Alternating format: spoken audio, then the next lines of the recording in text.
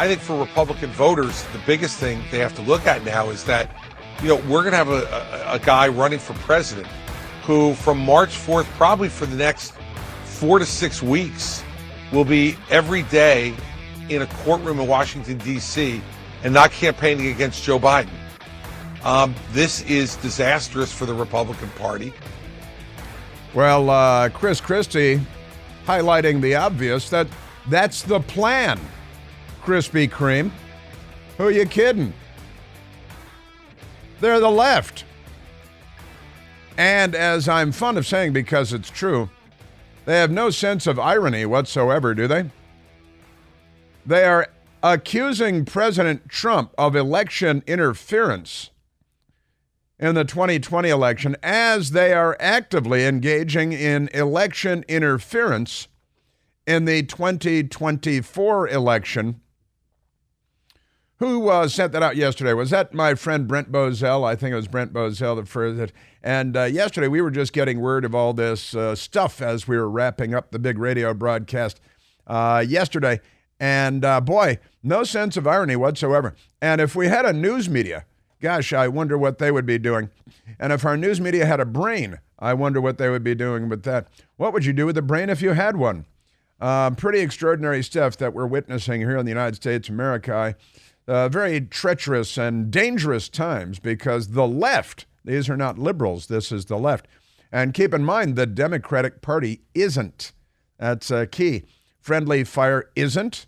Common courtesy isn't.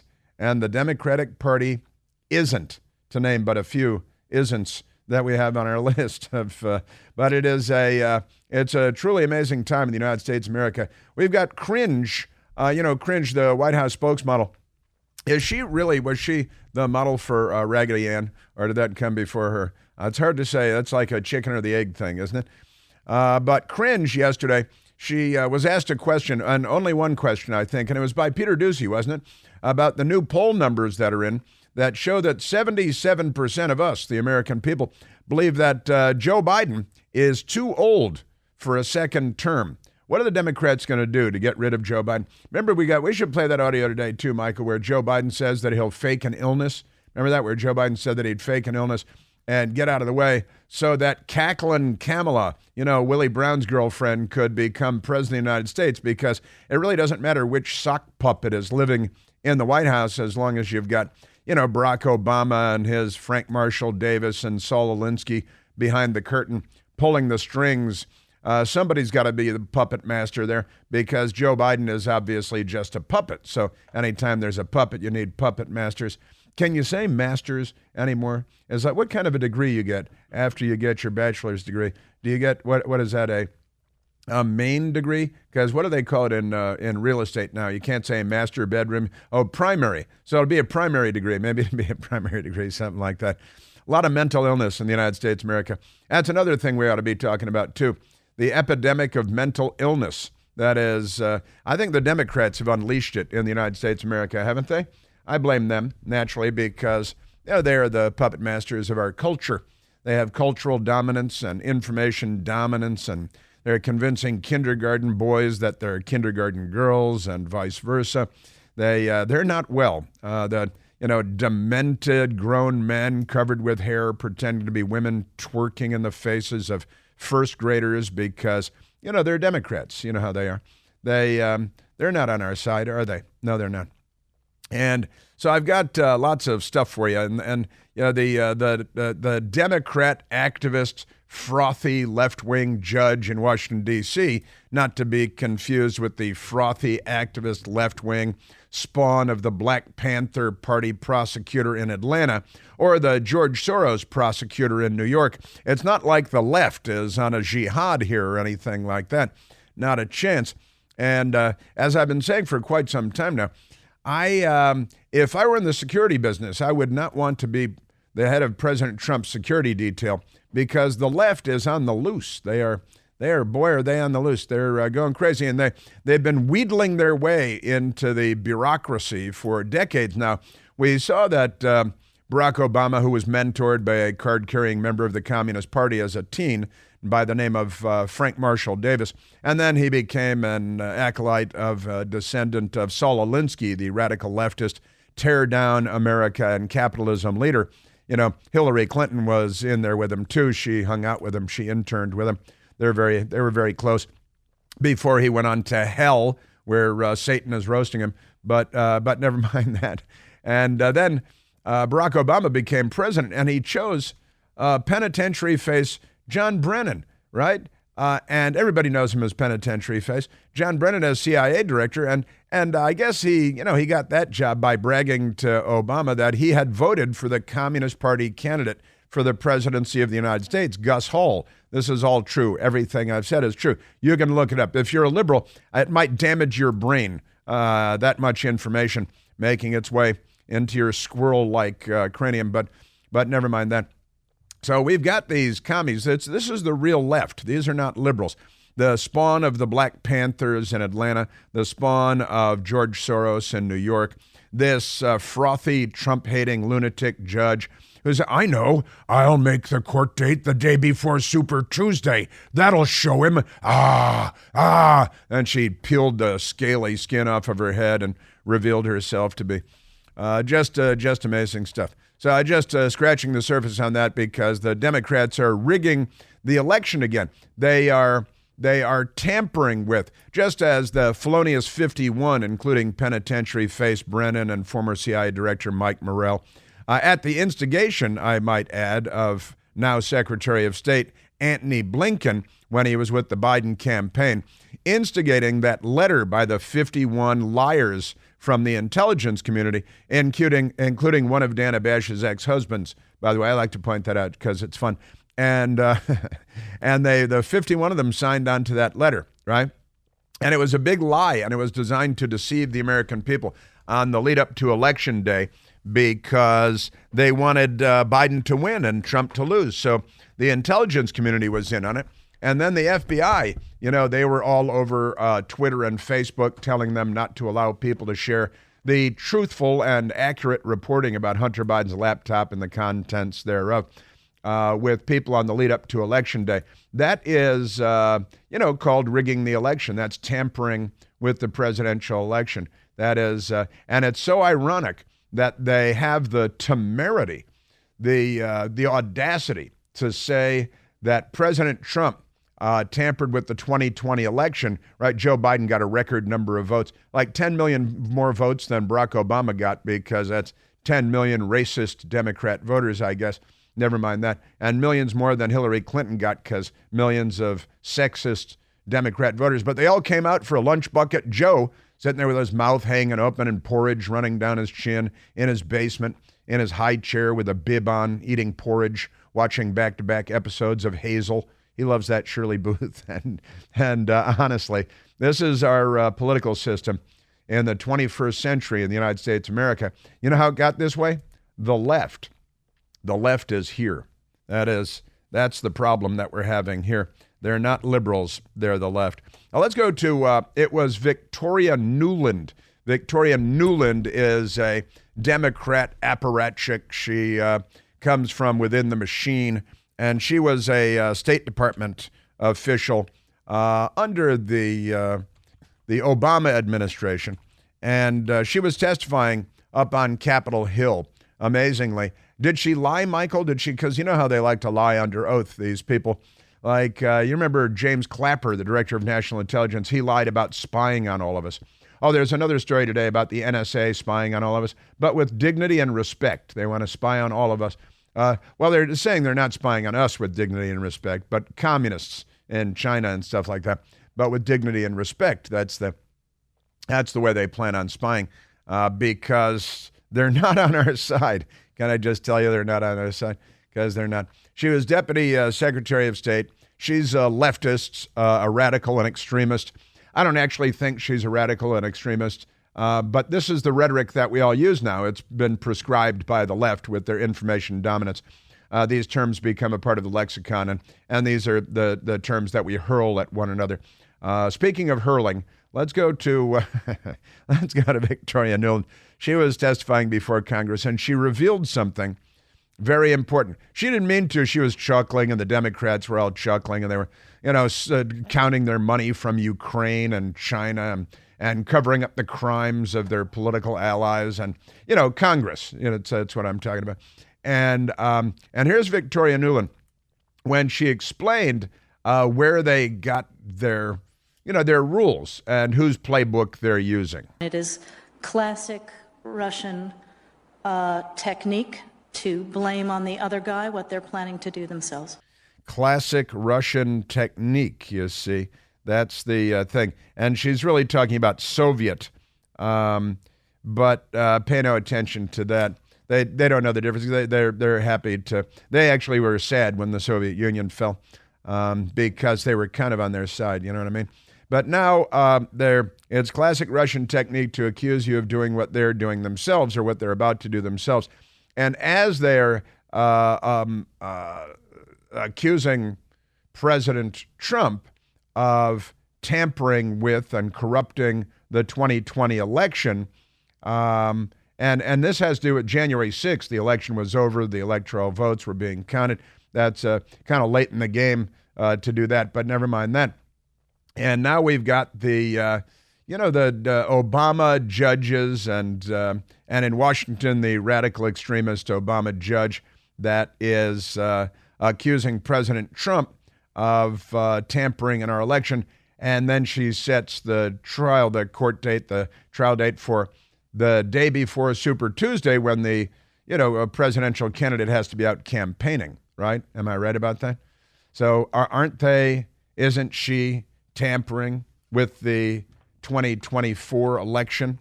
Isn't she engaging in politically corrupt abuses of power? Of course she is. And it's a classic Russian technique, according to a longtime left-wing Democrat and Obama administration. She must have a job somewhere in the Biden administration, too, unless she's making lots of money from Ukraine or Russia or something. You know how these guys go.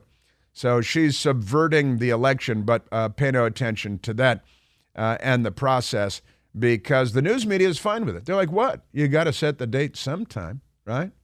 Yeah, sure. Sure it is. Yeah, just amazing stuff. So we got that. Also, we learned David Weiss. David Weiss, he is the special counsel now and the U.S. attorney in Delaware who used to work with Beau Biden, who has long ties to the Biden family. And he's been slow rolling the American people with an investigation into Hunter Biden that's more than 5 years long, came up with a couple of misdemeanor tax charges that were then quietly dropped a couple of Thursdays ago, and the news media didn't pay any attention to it because they are, as I like to remind, the most corrupt institution in the United States of America. But this is a truly extraordinary moment, and this whole trial date thing is designed and timed by way of abuses of power to create the maximum damage to President Trump's efforts at re-election. But that's no problem. That's considered to be okay. And this judge in Washington, D.C., Chutkan, that's not a very good name, is it? Chutkan, Chutkan. You ever know anybody named Chutkan? You go to school with anybody named Chutkan? Tanya S. Chutkan. She has been waging a vendetta against Donald Trump, President Trump, former President Trump. And, of course, she is the Democrat judge in charge of the Washington phase of the Trump lynching. Bring the tree, bring the rope. Your Democrat Party, they have a long history of lynching people. They have the party of racist lynching in America. That's your Democrat Party. Jefferson Davis, Nathan Bedford Forrest, Jim Crow, Democrats. Oh, you see, Joe Biden also claimed the old racist Democrat senator from the South, Strom Thurmond, who I met many times, later in life became a Republican after he gave up racism. And Joe Biden made up a story about how he, Joe Biden, convinced Strom Thurmond to vote for the Civil Rights Act. And it was kind of an amazing feat given the fact that Joe Biden was years away from becoming a senator, and Strom Thurmond voted against the Civil Rights Act. Other than that, it's a pretty good story. Amazing stuff. That's your Democrat Party. We are at 888-630-9625. Hey, vaccines and masks coming back if the left has their way. Not that they're authoritarian or anything like that. We've got weather, and you see all the crazy Democrats blocking roads in Washington, D.C. and in Nevada, upsetting the police in Nevada at least, getting a little of what they deserve. Got a hurricane coming toward California. And how about all those migrants from Uzbekistan smuggled into the United States, courtesy of smugglers that are working for ISIS, you know, the terrorist group, radical Islamic jihadis. Pay no attention to any of this stuff. I'll do it. I'll do it for you.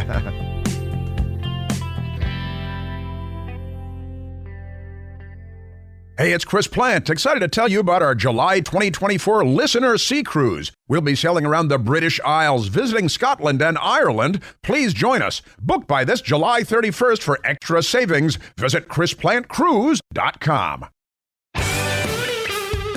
All right. Victoria Nuland with the Russian playbook is actually back in the Biden State Department now, working for Antony Blinken as acting Deputy Secretary of State.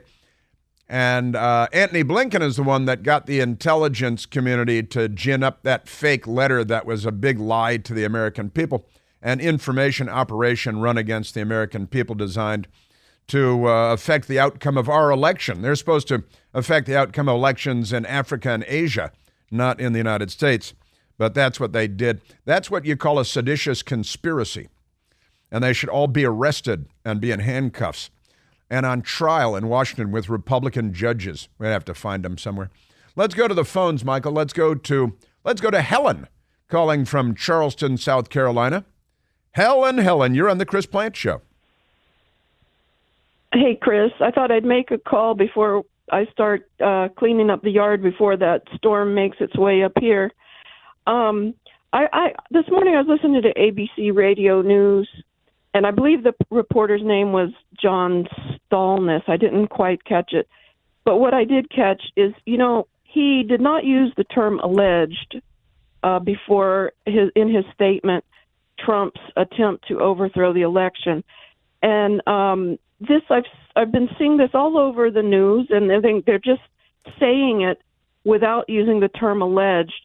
And they constantly use the term alleged, as they should, because it's a legal thing, even for the worst, obvious, most mass murderers. Mm-hmm. Yeah. But in the case of Trump, where there's really a very iffy case against Trump, they do not use the word alleged. Are you suggesting that that journalism is somehow corrupt in the United States of America? I think they are definitely slanting the news. They're definitely slanting the news via their words. Yes, they are.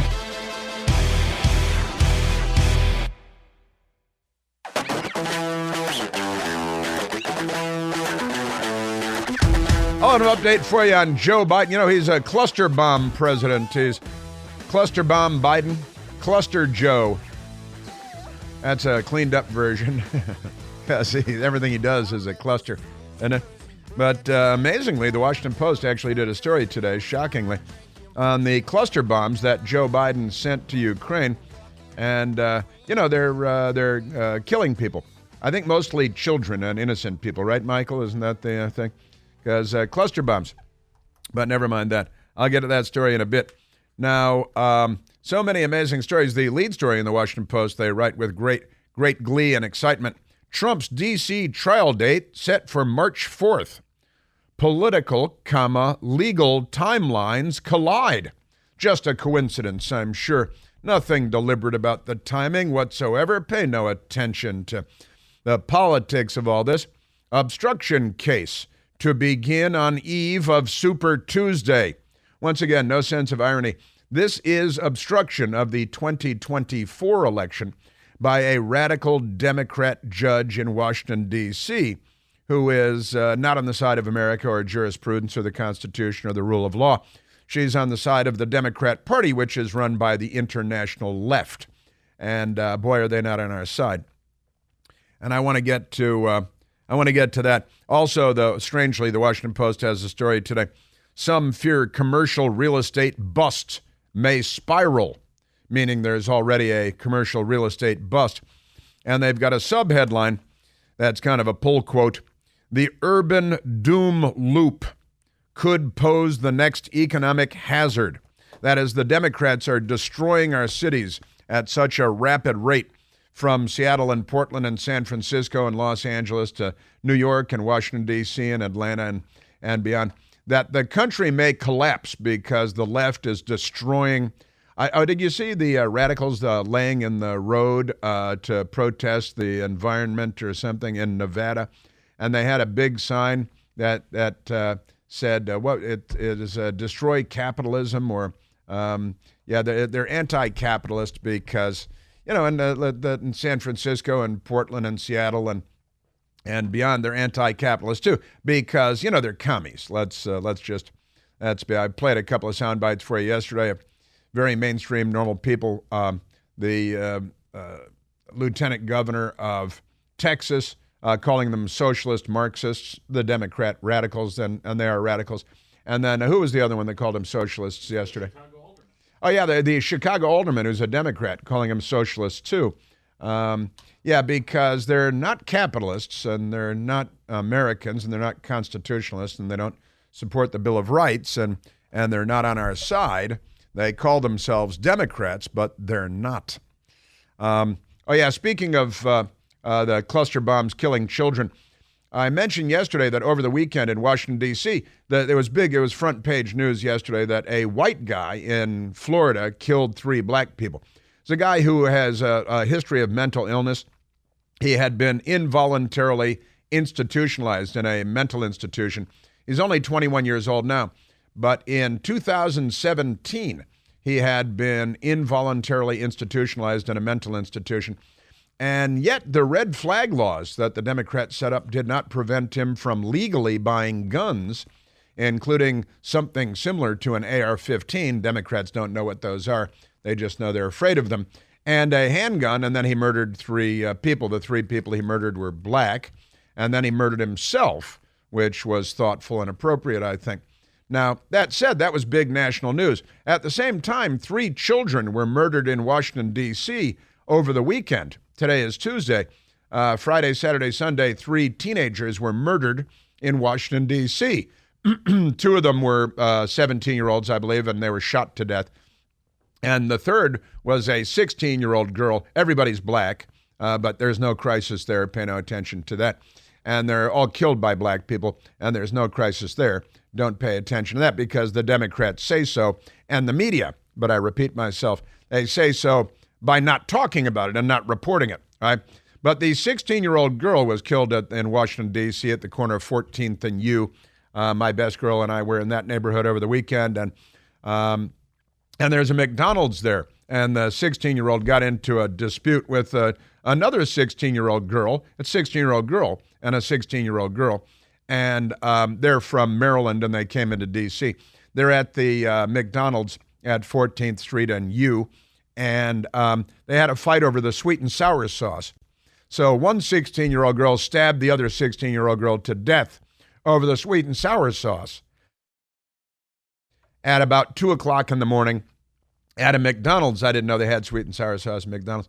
And then so the 16-year-old girl is murdered. That's not national news. That's not even local news. That's barely in the paper at all. Pay no attention to any of that. But if 3 teenagers, a girl and 2 boys, are murdered in Washington, D.C., and they're all black, it's not news because they were murdered by 3 black people, probably 3 teenagers, right? So that's not news. See how that goes? That is, as we were discussing yesterday with one of our brilliant listeners that called in, that is, as they say in the news business, dog bites man, an everyday occurrence. Pay no attention to that. And there will be 9,950 of those this year, as there were last year, African Americans being murdered in the United States. but pay no attention to that because that's not news. However, a white guy kills 3 black people in Florida. Mental illness, shouldn't have been able to buy a gun. Red flag laws didn't work.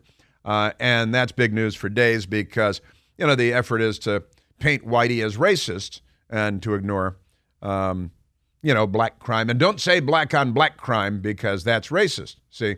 And that's the left's way of making sure that we never talk about this by labeling anybody racist if you bring it up. And that is the most effective way of making sure that we don't do anything about it, because that way we can whistle past the graveyard thousands of times a year and pay no attention to this massacre, this genocide. And then there's the 40% abortion rate of African Americans in the womb that the Democrats give out awards for, the Margaret Sanger Award, who is a racist eugenicist, and they give out awards with her name on it. Pretty amazing, isn't it?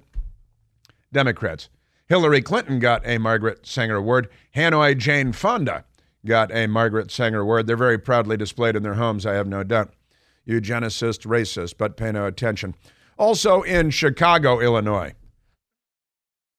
since we're talking about Democrats, TV news crew, there was a TV news crew that was out doing a story on robbery sprees, and the TV news crew was robbed because the Democrats defund the police and they coddle the criminals and put them back on the street and don't want bail and don't want to put people in jail for violent crimes. And I don't want to put people in jail for anything but violent crimes, and certainly not for nonviolent crimes, but for violent crimes using guns and knives and, killing people. We should probably, if we don't have laws that are sufficient, maybe we should create some laws that are sufficient. But the CWB in Chicago, TV news crew robbed while reporting on Chicago robbery sprees. Armed men targeted at least 30 people in about 12 hours. Police say they're on the lookout for Democrats because nobody is a white guy wearing a MAGA hat in any of these crimes in Washington, D.C. or Chicago or New York or any place else. Pretty amazing stuff. So an armed robbery problem has become so bad in Chicago that armed robbers this morning robbed a TV news crew doing a story about armed robbery in the West Town neighborhood of Chicago. That unbelievable development came as at least 30 people were robbed or carjacked during sprees between Sunday afternoon and Monday morning. That's about a 12-hour period, Sunday afternoon, Monday morning, right? Maybe 15 hours. And no, Chicago police have not announced any arrests in connection with the latest crime waves. A reporter and photojournalist were preparing to do a live shot about the latest robbery spree when a holdup crew rolled up on them on the 1200 block of North Milwaukee shortly after 5 a.m. That's, criminals don't usually get up that early. Must have been up all night. Must be the coke or the crack, which is a form of coke. But wonder if Hunter Biden was around. Without identifying the victims as a news crew, a Chicago police spokesperson who is genderless confirmed that a 28-year-old man and a 42-year-old man were outside the 1200 block North Milwaukee when a black SUV, probably being oppressed in a black SUV, and gray sedan, 2 vehicles, pulled up. 3 men got out of the vehicles wearing ski masks and displaying guns. Hey, it's on display. I'm displaying my gun.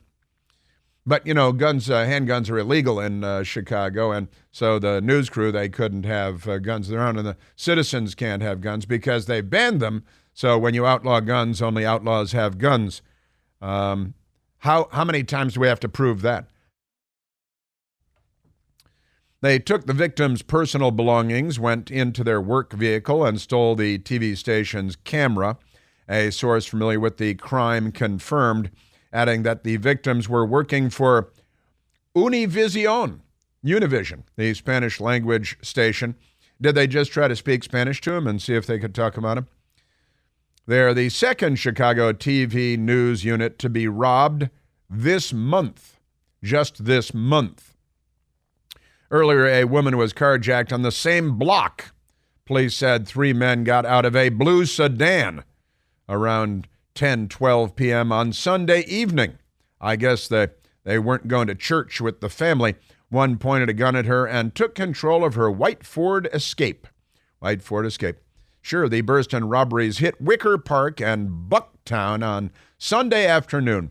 Based on the description of the offender's getaway car, a gray Nissan with heavily tinted windows. That's what we call a clue. Wait a minute, and ski masks and hoodies in August in Chicago. Nothing to see here, right? But hoodies aren't sinister. Don't say that hoodies are sinister. Right?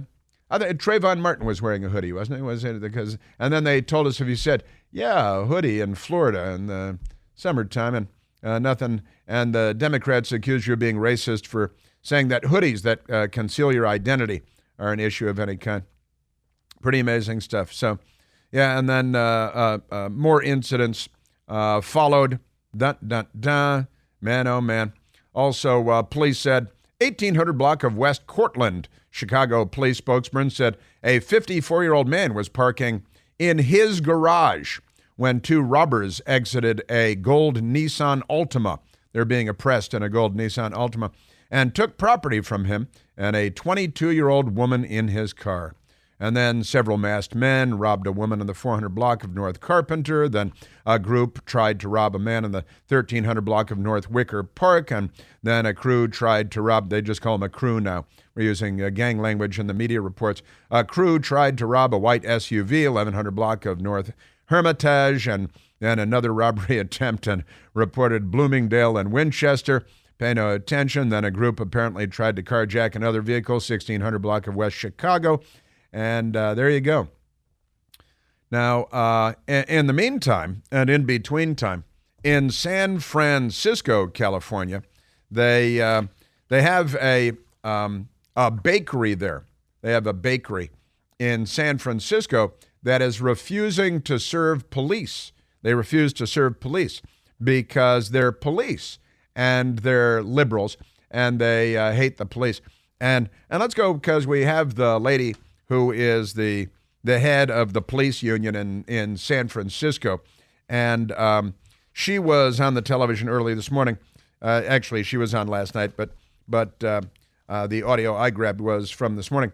San Francisco Police Union Representative Tracy McCray, San Francisco police officer, talking about the bakery that refuses in San Francisco. Now, they defunded the police in San Francisco by about $120 million, as Democrats are wont to do. And then police officers went into this radical left-wing extremist bakery in San Francisco, and the people running the place refused. They said, well, we don't serve police, and we don't serve anybody with guns. You can't have a gun because we're peace-loving. I expect they'll be robbed repeatedly now that they've made this so clear. Pretty extraordinary stuff. San Francisco Bakery is refusing to serve police officers because its policy does not allow guns inside the store. Reams, kind of interesting that there's a bakery in San Francisco called Reams. Really? Honestly? But can you buy, lubricant jelly there? Police officer went into Reams Bakery in San Francisco. I get the reply from their director of people and culture saying their policy is in uniformed armed, right? There was nothing saying about, it's firearms because of the gun violence or this and that. No, it's uniform armed. And really, let's just put all kidding aside, that's directed at police officers. Just say what you mean and we can move on, right? There are plenty of other businesses that don't have a problem with us walking in and buying something. The owners, who are self-identified liberals, said in a time of increased gun violence, good idea to do away with the police and defund them, particularly impacting people of color, stop shooting everybody, all right? Youth and queer people, well, it is San Francisco, sure it is. We believe that a strict policy of prohibiting guns in our restaurant keeps us safer. Well, I guess that remains to be seen. Now, if I'm a police officer and I get a call for Reams Bakery that they're being robbed, I I think I might make a wrong turn en route to Reams Bakery. I think they should be on a computerized list of businesses and locations that are not eligible for police services and fire services, any 911 services. This is your Democrat Party. They love murder. They hate the police.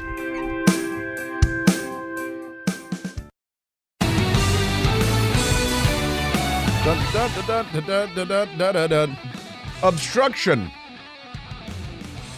and election interference and no sense of irony all come together in Washington. President Trump, Democrat judge. Welcome to the third world. I've been saying for years the left is the precursor to third worldism. Any country the left takes over becomes a third world country. And the left is here, and they call themselves the Democrat Party. Let's go to the phones. Let's go to Tony calling from Tampa, Florida. Tony, you're on the Chris Plante Show. Thank you, Chris. On any given weekend in Chicago, 10 or 12 people are shot, 3 or 4 people are killed. Trump wanted to send the National Guard in there to disrupt the gang violence, and they called him a racist. And by what I mean is those Stone Age Democrats and their allies in the media. Well, yes, and now there is a radical, crazy, left-wing, lunatic, anti-Semite city council member in D.C. that is calling for the National Guard on the streets of Washington, D.C. because they defunded the police and then they neutered the police and the ability of the police to enforce the law in Washington. And then this guy, Trayon White, who thinks that the Rothschild family controls the weather and makes it snow because he's a bright one. He's calling for the National Guard to be called on the streets of Washington, D.C. Also, you may remember Senator Tom Cotton was able to publish a piece in the New York Times saying when the Democrats were burning our cities from coast to coast and looting and attacking police and police stations and police cars, Senator Tom Cotton, Harvard Law School combat vet, he called for the National Guard to be called up to quell the riots.